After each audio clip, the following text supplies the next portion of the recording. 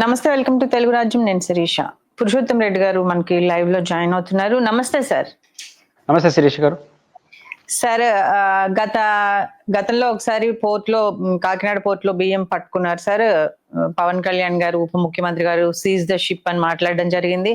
ఆ తర్వాత కూడా 2-3 చోట్ల నుంచి బియ్యం సీజ్ చేయడం జరిగింది. అలాగే విశాఖ పోర్ట్ లో కూడా బియ్యాన్ని పట్టుకోవడం జరిగింది సార్, నాదెళ్ల మనోహర్ గారు. అయితే అవి 259 టన్నుల మెట్రిక్ టన్నుల బియ్యం అని చెప్పారు. కానీ అట్ ద సేమ్ టైం అవి మళ్ళీ క్లీన్ చిట్ ఇచ్చారు. వెంటనే పట్టుకున్నారు, వెంటనే మళ్ళీ క్లీన్ చిట్ ఇచ్చారు. ఇవి తప్పుడు సమాచారంతో వచ్చిన బియ్యం లెక్కలు కాదు, ఇవి కరెక్ట్ గానే ఉన్నాయి అని చెప్పేసి కలెక్టర్లకు కూడా ఉత్తర్వులు జారీ చేయడం జరిగింది, ఈ రేషన్ బియ్యం అని చెప్పేసి.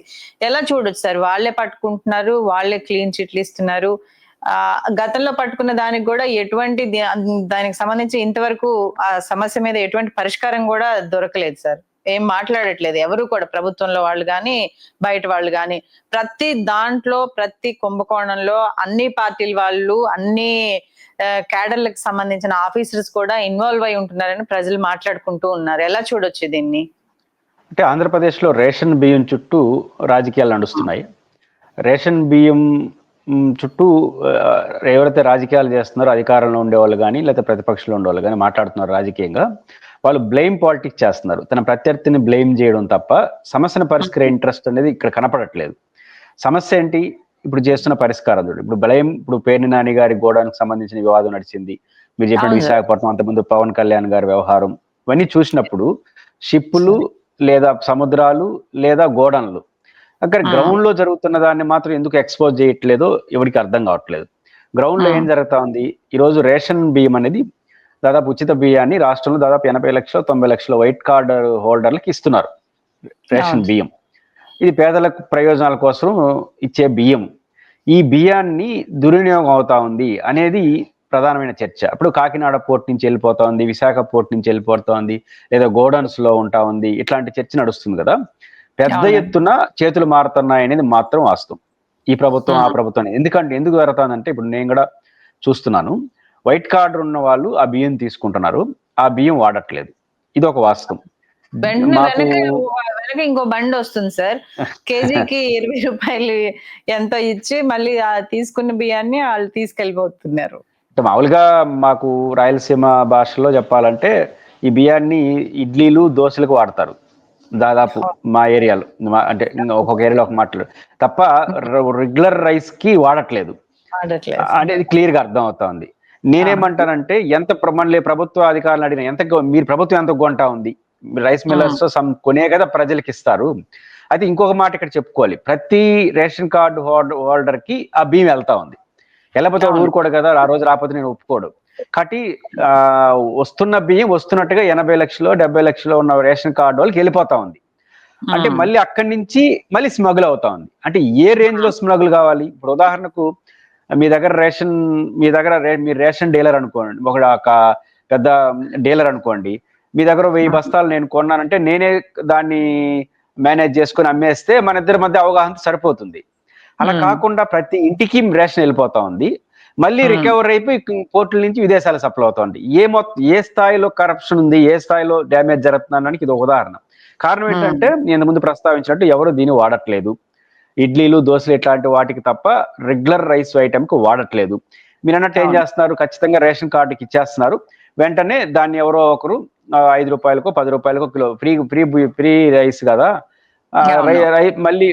మళ్ళీ ఎవరో ఒక చిన్న స్థాయి వ్యక్తి వస్తాడు, వాళ్ళ దగ్గర 5 రూపాయలు 10 రూపాయలు కొనేవాడు కూడా 10 కిలోలు అమ్మినాడు అనుకోండి, ఉరికి వచ్చేదే కదా, వాడు ఏమైనా కష్టపడి తీసుకుంది కదా. 10, 50 రూపాయలు 100 రూపాయలు వస్తే జోబులు వేసుకుంటున్నాడు ఈ లెక్క ప్రకారం. మళ్ళీ వాడు తీసుకెళ్లి మౌలు చేసుకుంటున్నాడు. దాన్ని మళ్ళీ ఏం చేస్తున్నారు? పాలిష్ చేస్తున్నారు సెంట్రలైజ్ చేసుకొని. ఆ పాలిష్ చేసి విదేశాలకు ఎక్స్పోర్ట్ చేస్తున్నారు. విదేశాలకి ఎక్స్పోర్ట్ చేస్తున్నారా లేదా మళ్ళీ ఇక్కడే అమ్మేస్తున్నారా కూడా తెలియదు. పాలిష్ చేసిన తర్వాత అర్థం కాదు కదా, మళ్ళీ మనకు ఆడేస్తున్నారని. నేనేమంటానంటే, ఈరోజు ప్రభుత్వం ఎక్కడ కరప్షన్ జరిగే అవకాశం ఉంది? 2 దశల్లో జరిగే అవకాశం ఉంది. ఒకటి, రేషన్ స్టాపుల్లో ఇస్తున్నటువంటి దాన్ని తిరిగి తీసుకోవడం ద్వారా వచ్చే మాల్ ప్రాక్టీస్. రెండోది అత్యంత ముఖ్యమైనది ఏంటంటే, మిల్లర్స్ నుంచి ప్రభుత్వం కొంటాను కదా, ప్రభుత్వ అధికారులను అడిగాను ఎంత కొంటున్నారు కిలో అంటే దాదాపు 40 రూపాయలు చెప్తున్నారు. ఇప్పుడు 50 రూపాయలు పెడితే నీకు ఫస్ట్ క్లాస్ రైస్ వస్తా ఉంది మార్కెట్ లో. నీకు 40 రూపాయలు పెట్టి అంత ఈ 40 రూపాయల నుంచి 50 రూపాయల వరకు ఫస్ట్ క్లాస్ రైస్ వస్తా ఉంది. రెండోది మీరు నేను సింగిల్ గా 1 కిలో 10 కిలోలు కొంటే 50 రూపాయలు, 52 రూపాయలు, 53 రూపాయలు అంటుంది. కానీ బల్క్ గా లక్షల టన్నులు, వందల మెట్రిక్ టన్నులు కొంటే 40 రూపాయలకి ఈజీగా ఇస్తారు కదా అదే ఫస్ట్ క్లాస్ రైస్ ని. మరి మీరు ఒరిజినల్ గా పబ్లిక్ మార్కెట్ లో ఎంతుందో అంత మీరు కొని ఏ బియ్యం అమ్ముతున్నారు? ఈ రేషన్ బియ్యం అమ్మడం ఏంటి? అంటే ఒక స్థాయిలోనే కరప్షన్ జరుగుతా ఉంది, తప్పు జరుగుతా ఉంది అనే దానికి ఇది ఒక ఉదాహరణ. రెండు, ఇక్కడికి వచ్చిన తర్వాత ఎన్ని సరిహద్దులు దాటాలి? ఇప్పుడు సరాసరి ఉప ముఖ్యమంత్రి పోతాడు, కాకినాడ పోర్టుకి వెళ్తాడు, నాదెండ్ల మనోహర్ గారు వెళ్తారు, విశాఖ పోర్టుకి వెళ్తారు. మీకేం పని అక్కడికి? ఆడికి పోయేదానికి ఎన్ని సరిహద్దులు దాటాలి? 80 లక్షల కుటుంబాల దగ్గర నుంచి సేకరించాలనా రిటర్న్? ఆ రిటర్న్ సేకరించిన దాన్ని వివిధ మండలాల్లో, వివిధ టౌన్లో దాన్ని పాలిష్ చేయాలనా? మళ్ళీ అక్కడి నుంచి జిల్లాల సరిహద్దులు, మండలాల సరిహద్దులు, గ్రామాల సరిహద్దులు అన్ని దాటి పోర్టుకు రావాలి. ఇన్ని చోట్ల సాఫీగా నడిచిపోతా ఉందంటే ఇంత పెద్ద వ్యవస్థలో ఎక్కడ జరుగుతాం తప్పు? ఎవరు దీనికి బాధ్యులు అనేది రేషన్ షాప్ నుంచి ఆపరేషన్ స్టార్ట్ కావాలి. రేషన్ షాప్ నుంచి మండల స్థాయి నుంచి, గ్రామ స్థాయి నుంచి, నియోజకవర్గాలు, జిల్లాలు, సరిహద్దులు దాటి పోర్టుకు వస్తుంది విదేశాల సప్లై చేయాలంటే. సరాసరి పోర్టు కాడికి వెళ్తున్నారు. ఇవన్నీ సీజ్ చేసేవచ్చు కదా సివిల్ సప్లై వాళ్ళు. ఫస్ట్ ఆఫ్ ఆల్ మిల్లర్స్ నుంచి కొనేటప్పుడే నాణ్యమైన బియ్యం కొనొచ్చు. అక్కడ మీ చేతిలో 2-3 అనుకుంటే అరెస్ట్ అయ్యే పని అది. దాన్ని అరెస్ట్ చేయలేకపోతున్నాం. మళ్ళీ వచ్చిన తర్వాత ప్రతి రేషన్ కార్డు ఇంటి నుంచి రిటర్న్ తీసుకుంటున్నాం, పాలిష్ చేస్తున్నాం, విశాఖపట్నం, కాకినాడ వరకు తీసుకెళ్తున్నాం. ఇంతవరకు వందల వేల చేతులు మారుతోంది వ్యవహారం. ఇన్ని చేతులు విజయవంతంగా మారిపోతా ఉంటే దీన్ని పట్టుకొని ప్రభుత్వ వ్యవస్థ నైరుకాడు పోయి సినిమా టైప్ అనమాట. అంటే కాకినాడలో పట్టుకున్నాను, ఎందుకు పట్టుకోవాలి? ఆడికి బానికుండా చేస్తే సరిపోతుంది కదా. వన్స్ కాకినాడ పోర్టుకు పోయినా, విశాఖ పోర్టుకు పోయినా ఇలా అధికారం లేదు. పోర్టుకి వెళ్ళాలంటే మీరు పోతే ఏందో, పవన్ కళ్యాణ్ పోతే కూడా అదే పరిస్థితి. ముఖ్యమంత్రి, ఎందుకంటే పోర్ట్ అనేది గవర్నమెంట్ ఆఫ్ ఇండియా, అది ముందస్తు అనుమతి, ముందస్తు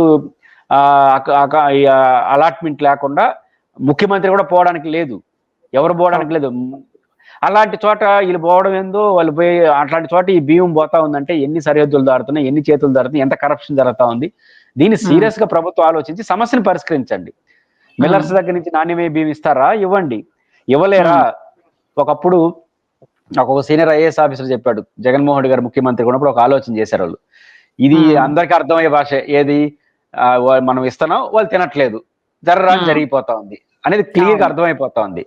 దానివల్ల ఒక సిన్సియర్ ఐఏఎస్ ఆఫీసర్ అప్పుడు ముఖ్యమంత్రి గారికి ఒక సలహా ఇచ్చింది ఏంటంటే, మనం ఎలాగో దీన్ని అరికట్టలేకపోతున్నాం, ఇది ఎందుకంటే వందల వేల చేతులు మారిపోతున్నాయి, కాంప్లికేట్ అవుతుంది, కాబట్టి మనం ఎంతైతే రైస్ కొంటామో మిల్లర్స్ దగ్గర నుంచి 40 రూపాయలు 30 రూపాయలు అప్పుడు కొంటాం కదా, ఎన్ని కిలోలు ఇస్తున్నాం?